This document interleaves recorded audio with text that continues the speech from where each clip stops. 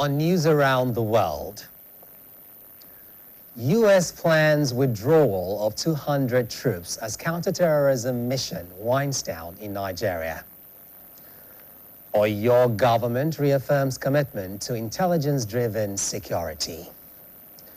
On the foreign scene, 49 killed in South Sudan cattle rustling. Good evening, and thank you for joining us on News Around the World here on BCOS television. I am Idowu Shekoni. In the sign language corner is Shakirat Ogundeji. The United States is set to withdraw about 200 American troops from Nigeria, deployed in early 2026 to help fight Islamist militants. According to reports by newsmen, the withdrawal is expected to be completed by late September, but the U.S. is not ending its security relationship with Nigeria. The report further added that smaller teams of American trainers and intelligence personnel would stay back in Nigeria to support Nigeria-led operations. Recall that the U.S. military, in conjunction with Nigerian forces, conducted an operation in the Lake Chad Basin that resulted in the killing of Abu Bilal al-Minuki, identified by the U.S. officials as a senior Islamic State figure and the second in command of the group globally. According to the reports, the proposed withdrawal is coming after Washington concluded that the specific mission for which the larger contingent was deployed had achieved its main objectives. The Oyo State Acting Governor, Barrister Bayo Lawal, has reaffirmed the administration's commitment to strengthening intelligence-driven security and deepening collaboration with national defense and security institutions to safeguard lives and property across the state. The acting governor stated this through the Secretary to the State Government, Professor Musiba Babatunde, while receiving the commandant and participants of the Advanced Defense Intelligence Officers Course 16 of 2026 of the Defense Intelligence College, KARU, who are in Oyo State for a national study tour. Details of the event held at the conference room of the Local Government Service Commission, Secretariat Agodi, Ibadan, are presented by Governor's Office correspondent Olalekan Sulaiman. Welcoming the delegate on behalf of the Oyo State Acting Governor, Barrister Bayo Lawal, the Secretary to the State Government, Professor Musiba Babatunde, described the Defense Intelligence College as a critical institution in strengthening Nigeria's national security and intelligence capacity. Professor Babatunde said that Oyo State Government attaches great importance to security, describing it as a fundamental requirement for sustainable economic development, investment, education, social stability, and the overall well-being of the people. Addressing the course participants, the SSG urged them to approach the study tour with an open mind, engage relevant stakeholders, and exchange experience capable of contributing to the strengthening of national security. Anytime the Amotekun security comes in with their budget, the first thing I always ask them, what amount of resources are you allocating to intelligence gathering? Because I know this class of intelligence gathering, if you get it, it will reduce the response time or being able to now try to cure the situation in which the people from the British colony always say prevention is better than the cure. Earlier, the team leader and the commandant of the Defense Intelligence College, Commodore Usman M. Bugaji, said the study tour provided the officers with an opportunity to interact with security agencies, military formations, and other key stakeholders in the Oyo State. He said the participants were also able to gain insight into the state government's approach to managing recent security challenges, particularly incidents of kidnapping. The commandant, however, commended Governor Seyi Makinde for his consistent support for security agencies in the state, assuring that findings from the tour will be documented and shared with the state governments and security agencies to enhance intelligence gathering and security operations across the country. Recently, there was issue of kidnapping or railway local government, which was well known. So it's also good for the students to learn to see how the effort of the government came into play in the process of the eventual rescue, which not only to serve for Oyo State, other states too, because at the end of the day, all their findings to become a gazetted document which could be shared to all state governments or security agencies on the need basis. So basically, this is what we're here for. The delegates later joined Oyo State government officials and other dignitaries at a dinner organized by the state government in their honor, where they interacted in relaxed atmosphere.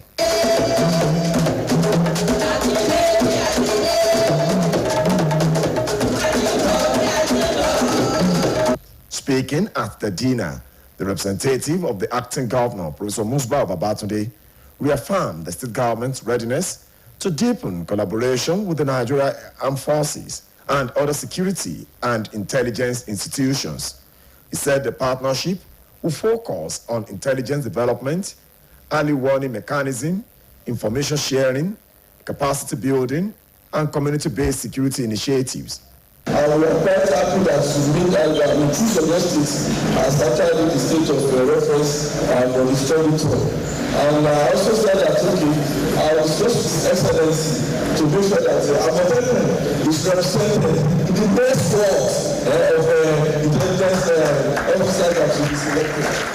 In their separate goodwill messages, the head of service, Dr. Adenike Fashino, the executive assistant to the governor on security coordination, Major General Lukman Omaniyi, retired, the Asheyin of Iseyin, Obasefiu Oyebola, and the chairman of the State Elders Council, Chief Sakaba Logun, commended the Defense Intelligence College delegation for the visit.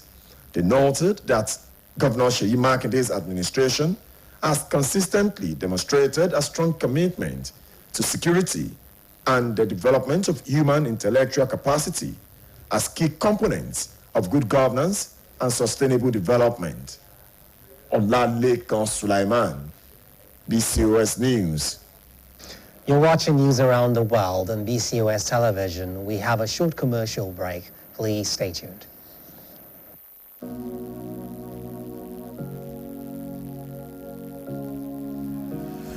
If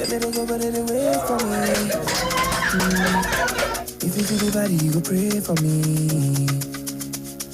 I'm not gonna move our body dangerously. You didn't make my heart go, body and flow. I feel they go, I feel they go.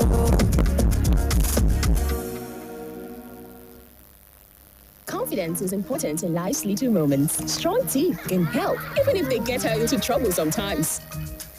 A great smile is useful to break the ice, and making friends is easier when you know you have fresh breath. I give my family confidence. The Pepsodent Triple Protection 123. Its antibacterial action formula gives them cavity protection, white teeth, and fresh breath. The confidence of 3 toothpaste in 1. Pepsodent Triple Protection 123.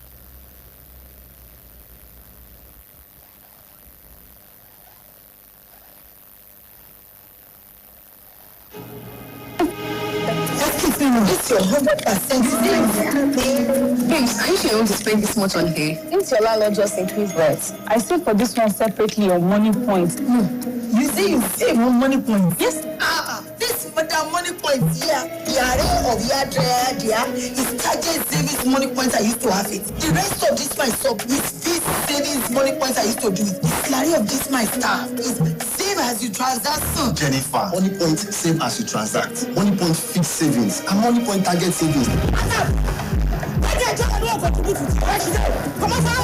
You go give your money to Adaku to save. You see money points accounts there. You don't go open a savings account. Now Adaku you should. I beg everybody inside this my saloon. Oh, you bring out your phone and download the money points app now. It's for you. What are you waiting for? Download the Money Point banking app now.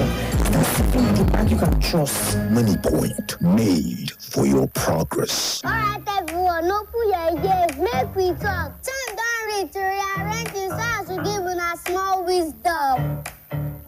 Sounds mighty fresh now, but in our home, I beg no be so. Before una go talk, say our smell no reach. Make una think I'm twice so. Ever heard of Colgate, the #1 oil care brand in the world? Colgate Maximum Cavity Protection minus 24 hours cavity defense. The formula boosts with calcium for lifelong smiles. Come, it's a time to brush. No more for my cover mouth.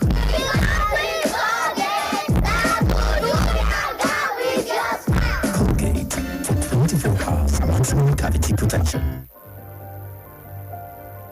My skin is my identity, my strength. It's unique and deserves care made specially for me. New Nivea Radiant and Beauty Advanced Care with 5 oils and 5 vitamins. 48-hour nourishment. Helps reduce appearance of stretch marks in just 2 weeks. New Nivea Radiant and Beauty Advanced Care for your shade of beautiful.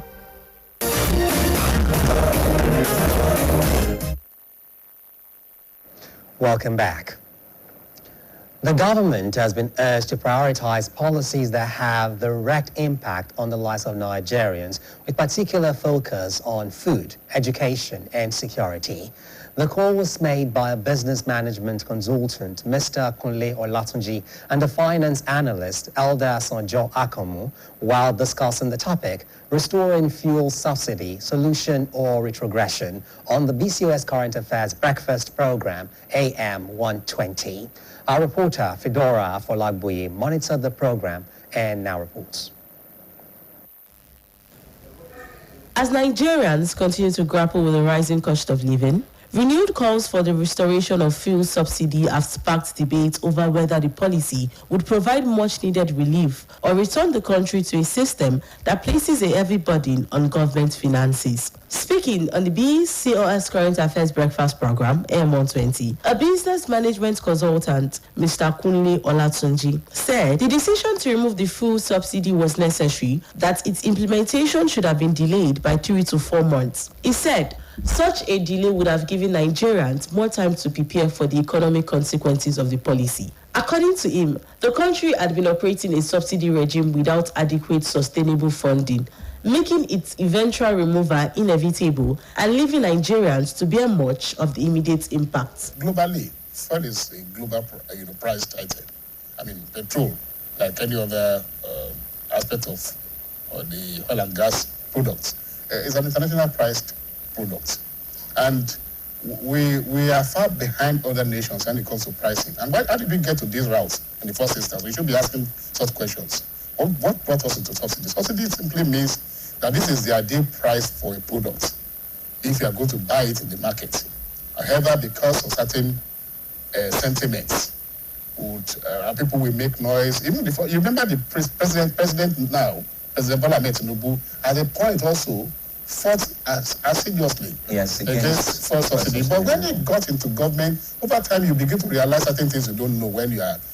You can't blame anybody for certain level of ignorance at any particular point in time. Also contributing to the discussion, a finance analyst, Elder Sonjo Akomu, described fuel subsidy removal as a necessary economic measure, but criticized the manner in which it was implemented. He said President Bola Tinubu acted hastily and without adequate preparation for the consequences of the decision, particularly given the economic hardship subsequently experienced by Nigerians. Elder Akomu also argued that former President Goodluck Jonathan should have summoned the political bill to remove the subsidy during his administration, saying an earlier implementation could have enabled Nigerians to begin enjoying the benefits of the reform by now. Absolutely. And I was of the opinion that it was ill-prepared.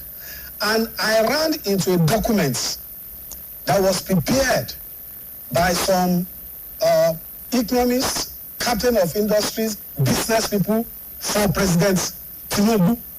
I think he was the one who asked people to go and do that research for him. And they gave him sectorial analysis of the economy, what's supposed to be done, what step he should take. And in that document, they gave him a 90 days moratorium to take certain steps. Both guests agreed that economic reforms often come with short-term sacrifices, but stressed the need for government to ensure that such sacrifices ultimately translate into improved living conditions for citizens. They called on Nigerians to remain calm, avoid unnecessary agitation, and continue to engage constructively with the government over policies affecting their livelihoods. They also urged the government to prioritize food security, education, and security, saying Nigerians are not asking for too much, but for policies that will improve their standard of living. Fidora Afonagbe, BCOS News. Leadership development is an important part of preparing young people to become responsible, confident, and capable members of society. This is the focus of the Gender Alive Foundation's I Lead 3.0 program in Ibadan. The 6-day boot camp brought together 80 children for leadership and life skills training, culminating in a graduation and closing ceremony in Ibadan. Our correspondent, Oyeshile Oloyede, who was at the ceremony, reports. The 6-day I Lead 3.0 boot camp brought together 80 young participants who were trained in leadership, life skills, and practical ways of responding positively to everyday challenges. According to the Executive Director, Gender Alive Foundation, Mrs. Jadesola Ajibola, the program is designed to equip children with essential leadership and life skills while exposing them to practical experiences through interactions with different organizations. She added that the foundation's intervention extends beyond the boot camp, with continued efforts for vulnerable children, women, and families. We want them to be able to work and act as leaders wherever they find themselves, in school, in church, in mosque, in the community. We want them to take away these learnings, this training, and train other children, impact other children. And more importantly, this program is free. Why are we making it free? Because we feel that there are people in the society who can contribute to the success of children. Guest speaker at the ceremony, former registrar, Teachers Registration Council of Nigeria, TRCN, Professor Josiah Ajiboye, described the initiative as a lauded effort aimed at empowering young people with the skills needed to navigate future challenges. He called for greater support for programs that positively engage young people and promote leadership development. If we can have all this replicated in different places, we believe our society will not be the same. Instead of having Alimajiri children who will be begging on the streets, this is one of the ways by which we can engage our children. And I think it's a wonderful approach. After this, we expect these children to go to the world and shine. Also speaking, control lead of Gender Alive Foundation, Mr. Yinka Adeniro, said the program combines leadership training with practical experiences to help the children develop skills that can be applied in real-life situations. He urged parents to encourage their children to participate in programs that promote personal development and responsible leadership. What we try to do, Gender Alive Foundation, our boot camp, is to bring in these children, preteens and teen years, bring them, create the leadership atmosphere where they can learn unrestricted, unguided. We bring in various stakeholders, relevant institutions, government agencies to come and open the eyes of these children to the realities. If we call them the future leader, the future we're actually talking about has started. And the way it starts for them is, for us, keying them and preparing them for the task ahead. Throughout the boot camp, participants were encouraged to develop key leadership qualities, including teamwork, effective communication, discipline, and problem solving. Most thing I learned that before I actually ashamed to talk to the camera, but right now they teach me how to stand in front of many people to be bold. As soon as I get home, I'll start doing like a great leader to my siblings. The practical session also provided opportunities for the children to learn beyond the classroom and gain experiences they can apply in their daily lives. The program ended with the presentation of certificates and awards to participants, with outstanding performers receiving special recognition. As the 6-day boot camp came to a close, The organizer expressed the hope that the participants will put their newly acquired skills into practice and grow into responsible leaders who can make meaningful contributions to the society. We're due for another commercial break. News around the world. We'll be right back. Please don't go away. Oh yeah, make with us now. Yes, yeah.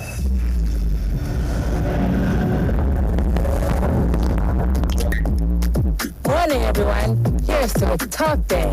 Here's to living the creamy and delicious life. We go dance until the morning light.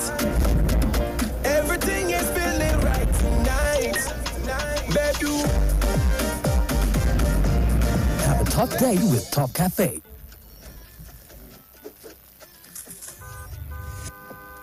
Alert! Today's car just pulled in. What is new? Wonderful. How about now? Ah, see these jokers. So you want hide better thing from your uncle? New Pure Bliss Gold, now in 3 delicious flavors for your delightful indulgence. Pure Bliss Gold, no they have.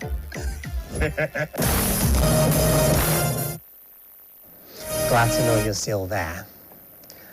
The Nigeria Center for Disease Control and Prevention, NCDC, has warned that Nigeria's cholera outbreak is far from over, despite a significant decline in weekly cases. NCDC Director General Dr. Jide Idris, who gave the warning today, noted that more than 65,000 suspected cases have been recorded across 35 states and about 195 local government areas this year. Dr. Idris said the country could face another surge between late August and October as the rainy season continues, warning that flooding, unsafe water, and poor sanitation could reverse the gains made in containing the disease. The agency said the decline in cholera deaths was encouraging, but should not create a false sense of security. The life and legacies of the first general manager of the Broadcasting Corporation of Oyo State, BCOS, late Chief Adekunle Frederick Adeleke, have been celebrated at an evening of worship and tributes held in his honor. The late Chief Adeleke, who served as the Basharon of Iragbiji, was remembered as a community leader, administrator, mentor, and philanthropist whose contributions touched many lives. Our reporter, Adebayo Abdurrafi, was at the occasion held in Ibadan to bring the details, now presented by Oluwafunbi Bello.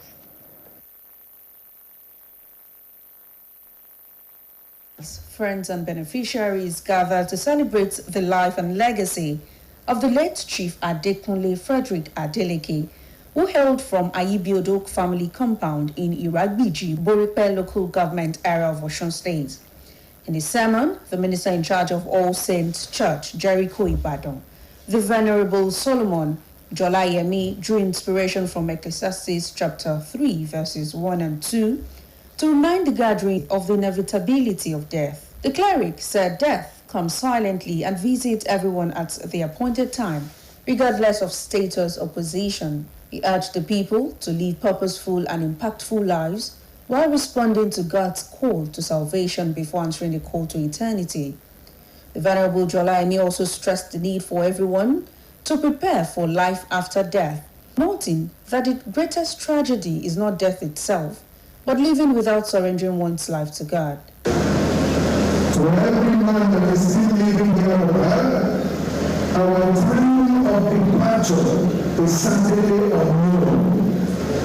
Many things in this world are predictable, but the time to answer the call of death is not.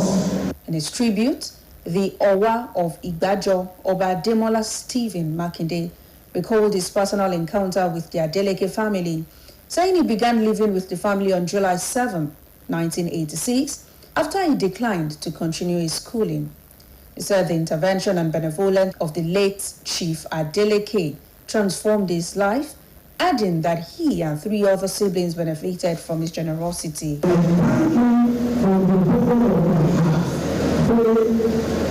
Not only without this story of telling you, my mother's children were 4. The Aragbiji of Iragbiji, Oba Abdulrasheed Olabomi, described the deceased as a pillar of support to the town and its people.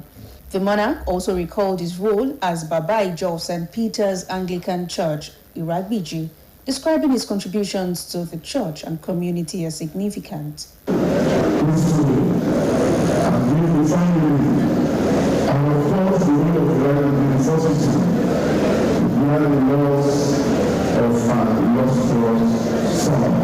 The Commissioner for Boundary Settlement in Osun State, Honorable Justice Ashiwaju Kunle Adeibe, retired, described the deceased as a bridge builder, administrator, mentor, and distinguished public servant. He also remembered Chief Adeleke as an authority in news delivery and a destiny helper who positively influenced the lives of many people. He monitored my progress from time to time. When I get out of middle school, I wrote at the University of Ghana for my PhD during the communication and language class. Thereafter, for my LLB program, the coordinator was always involved and always telling me good. The children of the deceased, Dr. Mrs. Adenike Aino and Mrs. Tolulope Okikiolu, described their father in separate tributes as a one-in-a-million personality whose impact would remain indelible.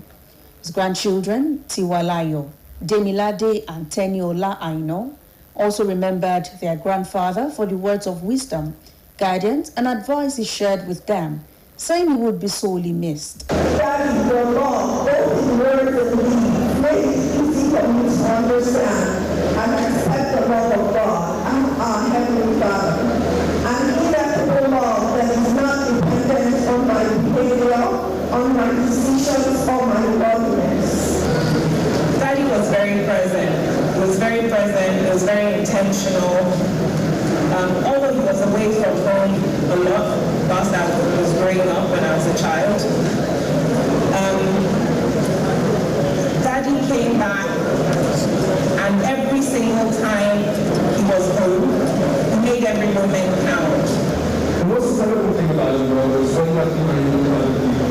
It seems like everyone in the world has a story where they were from grandpas or very frequently where he helped them out and didn't tell anyone about that.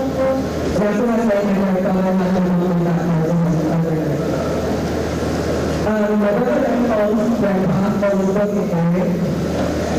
Every morning I walk into this room and say, every morning it is one. But I can understand in different ways so my life. There was something I remember who was my biggest supporter. It was a single aspiration I mentioned saying that he didn't believe I could reach and go beyond. And then that literally, when I was 6 years old and announced that The evening also featured readings from the Bible, including Revelation chapter 21, as children from some of the schools established through the deceased's efforts, alongside the choir of St. Peter's Anglican Church, Iragbiji, paid their last respect through special musical presentations.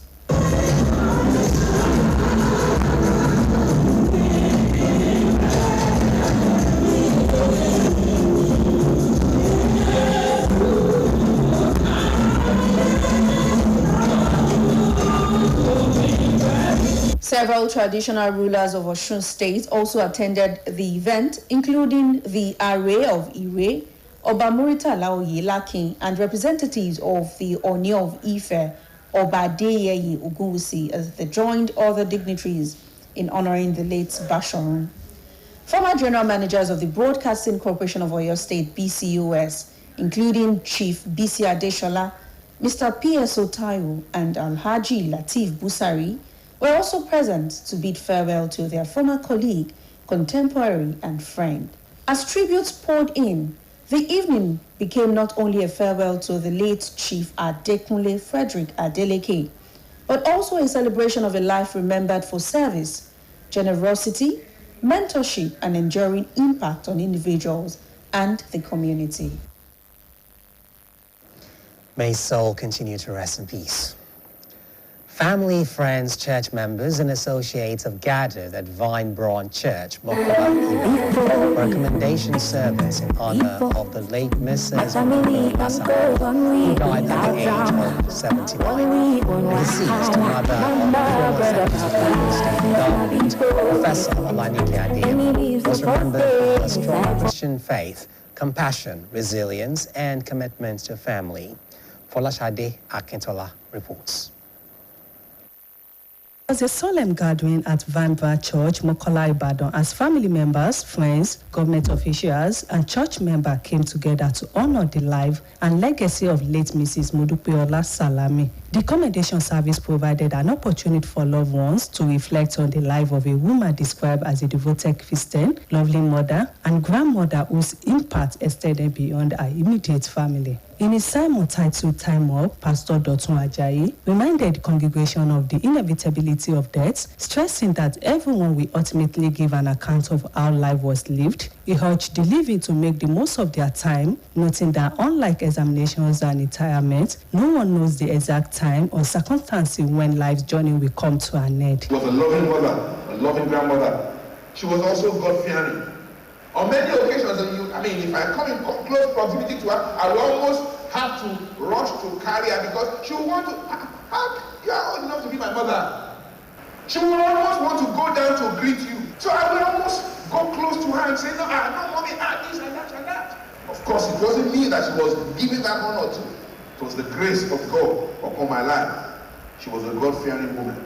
The acting governor of Oyo State, Barrister Bayo Lawa, who spoke on behalf of Governor Seyi Makinde, commiserated with the family and commended the church for organizing the service. He said the testimony about Mrs. Salami reflected a life worthy of emulation, particularly for her love, compassion, and positive relationship with those around her. When I have listened carefully,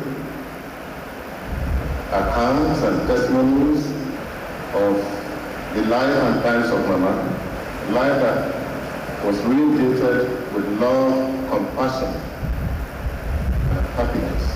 And so I need to really congratulate the children, grandchildren, sisters and brothers, and all relatives that we had a mama who was that appreciated by all. For Professor Olanike Adeyemo, the loss of her mother is deeply painful, but the values and lessons she imparted on her children remain a lasting legacy. We are counting some of the lessons she learned from her mother. Professor Adeyemo described her as a woman of strong faith, firm convictions, and quiet strength. My mom taught us to love our father. And if you see how we behave, it's because we grew up in a unified home. One of the failings of this society is that, when people marry and they have problems, you see them also passing on to the children. A critical lesson I want anybody to learn from my mom was my mom, you can never give my mom something without her asking for her husband's own. She will say, Tibabanyida. So my mom was a very loving, caring mother who cared for all. Even outside of our own children, she cared for people. Other children, neighbors, church members, relatives, and family friends also took turn to pay glory tribute. They described the deceased as a loving and accommodating mother figure who was patient, caring, and a source of comfort and support to many. Many recalled how she extended her motherly care beyond her biological children, offering affections, guidance, and support to relatives, neighbors, and members of her community. My mother was very loving, very caring, not only to her biological children, but to everybody around her. Indeed, it is a big loss. She was my confidant, she was my gist partner, she was everything rolled into one. My mom was a special kind of human being. She was a mom not only to us, the biological children, but a mom to so many people. She is a very rare gem. And she brought us all up with the feelings and belief that we can attain anything that we set our minds to attain. She's just more than mother-in-law to me. She's my gist partner. Even more than my husband. We talk every day. She will stay awake most time because of the time zone. She will stay awake. That okay, I want to hear your voice, Abeni, before I go to sleep. So all those caring stuff from her. I'm definitely going to miss all that. The service also featured prayers for the family, with the congregation seeking God's comfort and strength for her children, grandchildren, and other relatives. Among the dignitaries present were the wife of the acting governor of Oyo State, Mrs. Ajibola Lawal, former deputy governor of Oyo State, Iyola Oladokun, and his wife, Oyo State head of service, Dr. Adenike Fashino, Commissioner for Education, Shegun Olaiwola, Commissioner for Trade and Investment, Professor Saliu Adelabu, Chief Dotun Sanusi, as well as government officials, academics, professionals, friends, and associates of the family. The commendation service was followed by Lion Estate, where family members, friends, and sympathizers paid their final respects to the deceased. As Mrs. Modupeola Salami began her final journey, the tribute at the service captured a life defined by faith, love, sacrifice, family values, and service to others. Folashade Akintola, BCOS News. May her soul rest in peace. You're still watching news around the world on BCOS television. We have yet another commercial break. When we return, it will be time for the sports segment of the news. Please stay tuned. Our bodies get serums, washes, lotions, cleansers, scrubs, but underarms only get deodorant? That's why our new breakthrough formula contains pure hyaluron and vitamin C to deeply care for your underarms for a softer and even skin tone in 2 weeks. With 72 hours sweat and odor protection, try the new Nivea Derma Control Natural Tone, because your underarms deserve more. Nivea is for skin. Good evening and welcome to the sports segment of the news. I am Oluwatu Yinka. We'll start off on the tracks as American under and Olympic champion Masarosa has broken Tobi Amuson's world record in the women's 100 meters hurdles, ending the Nigerians' 4-year reign in the event. She ran a stunning 12.09 seconds at the Zurich Diamond League, taking 300th of a second of Amuson's previous world record of 12.12 seconds at the Leisure Stadium. The 26-year-old finished ahead of Amuson, who placed second in the season's best time of 12.23 seconds. Amuson had previously ran the race in time of 12.09 seconds at Oregon, USA, where she had the record before Masarosa broke it. Now to the Glass House. The Nigerian Football Federation is set to convene an emergency congress in Abuja following the resignation of its president, Ibrahim Musa Guzo, and several members of the federation's executive committee. The development comes amid mounting pressure on the NFF leadership following a series of disappointing results involving Nigeria's national team. The latest crisis follows Nigeria's failure to qualify for 2026 FIFA World Cup and the Super Falcons' historic failure to qualify for 2027 FIFA Women's World Cup. The Falcons' elimination by South Africa in the African playoff ended Nigeria's record of appearing at every edition of the Women's World Cup since the competition's inception in 1991. The Congress is also expected to provide a platform for delegates to consider the implications that the resignation had caused and the very next steps for the administration of Nigerian football.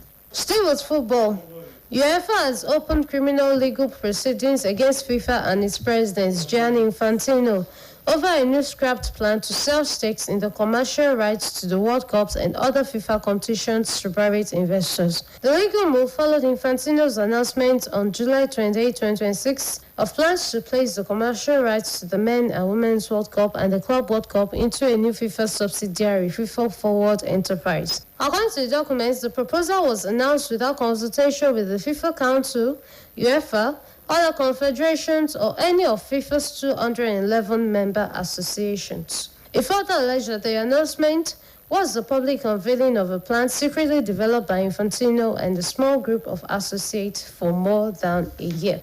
The UCL draws have taken place and the teams have been drawn against each other. In Part 1, we have the reigning champions PSG, Paris Saint-Germain, who will face Barcelona, Roma, Galatasaray, and Slovan Bratislava at home. At away, they will face Manchester City, Aston Villa, Villarreal, and Como. In Part 2, Bayern Munich will face Arsenal, Real Betis, Bodo Glimt, and Slavia Praha. While away, they will face Atletico Madrid, Manchester United, Lille, and Vikings. In Pot 3, Real Madrid will face Inter Milan, PSV Eindhoven, RB Leipzig, and LASK at home. While away, they'll slug it out with Arsenal, Roma, Shakhtar Donetsk, and AEK Athens. For the Premier League champions Arsenal, they'll face Real Madrid at home, Borussia Dortmund, Lille, and debutant Sabah at home. While in the way they will face Bayern Munich, Real Betis, Napoli, and Slavia Praha. And that will be all for tonight. Thanks for watching.